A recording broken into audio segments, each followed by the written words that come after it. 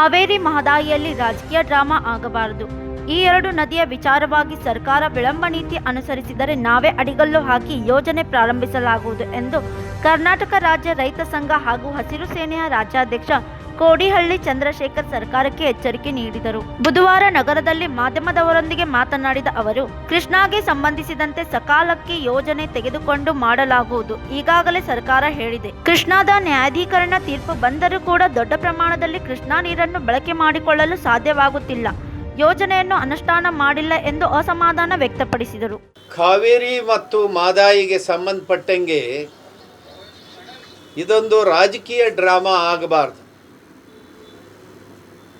ಈಗಾಗಲೇ ಕೃಷ್ಣಾ ಕೊಳ್ಳಕ್ಕೆ ಸಂಬಂಧಪಟ್ಟಂಗೆ ಮಾನ್ಯ ಮುಖ್ಯಮಂತ್ರಿಗಳು ಹೇಳಿದ್ದಾರೆ, ನಾವು ಸಕಾಲಕ್ಕೆ ಯೋಜನೆಗಳನ್ನೆಲ್ಲ ತಗೊಂಡ್ಬಿಡ್ತೇವೆ ಮಾಡ್ತೇವೆ ಅಂತ.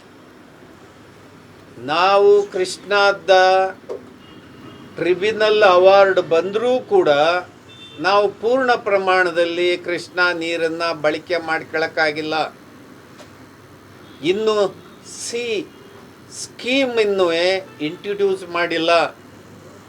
ನಾವು ಹಿಂದೆ ಬಿದ್ದಿದ್ದೀವಿ. ಆ ಕಾರಣಕ್ಕೆ ಆಂಧ್ರದಲ್ಲಿ ತಾನು ಮಾಡೋದಕ್ಕೆ ಮುಂಚೆನೇ ಅವರು ಪೂರ್ತಿ ನೀರಿಗಿಂತ ಜಾಸ್ತಿ ಡೆವಲಪ್ಮೆಂಟ್ ಮಾಡ್ಕೊಂಡವ್ರು. ನಾವು ಈಗ ಕೆನಾಲ್ ತೆಗೆಯೋದಕ್ಕೆ ನಾವು ಓಡಾಡ್ತಾ ಇದ್ದೀವಿ. ಇದ್ರ ಬಗ್ಗೆ ಸೀರಿಯಸ್ ಆಗಿ ನಮ್ಮ ಮುಖ್ಯಮಂತ್ರಿಗಳು ಗಮನ ಹರಿಸ್ಬೇಕು. ಇದಕ್ಕೆ ಸಂಬಂಧಪಟ್ಟಂಗೆ ನಾವು ಕಾವೇರಿದು ಏನು ಅದನ್ನು ನೀರನ್ನು ಅಲ್ಲಿ ಮೇಕೆದಾಟು ಅಣೆಕಟ್ಟೆ ಕಟ್ಕೊಂಡ್ರೆ ಸುಮಾರು ಒಂದು 26 TMC ನೀರು ಉಳಿತಾಯ ಆಗುತ್ತೆ. ಅದನ್ನು ಬಳಕೆ ಮಾಡ್ಕೊಳ್ಳೋದಕ್ಕೆ ತಾವು ಅಡಿಗಲ್ಲಾಕಿ ಯೋಜನೆಯನ್ನು ಪ್ರಾರಂಭ ಮಾಡಬೇಕಂತೇಳಿ ಅದನ್ನು ಜೊತೆಗೆ ಮಹದಾಯಿದು ಹೇಳ್ತಾ ಇದ್ದೀವಿ. ಇದನ್ನು ಅಂತಾರಾಜ್ಯ ಸಮಸ್ಯೆಯಾಗಿ ಮಾಡಿದ್ದಾರೆ. ಈಗಾಗಲೇ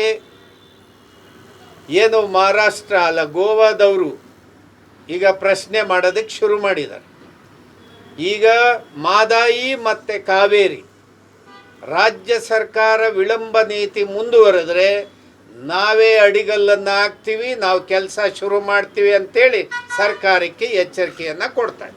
ದೇಶದ ಸುಮಾರು 16 ರಾಜ್ಯಗಳಲ್ಲಿ ಬಿಜೆಪಿ ಆಡಳಿತ ಮಾಡುವ ರಾಜ್ಯವಿದೆ. ಕರ್ನಾಟಕ ರಾಜ್ಯ 3 ಕೃಷಿ ಮಸೂದೆಯನ್ನು ತಿದ್ದುಪಡಿ ಮಾಡಿರುವುದು ಯಡಿಯೂರಪ್ಪ ಸರ್ಕಾರದ ಅವಧಿಯಲ್ಲಿ ಮಾಡಿದರು.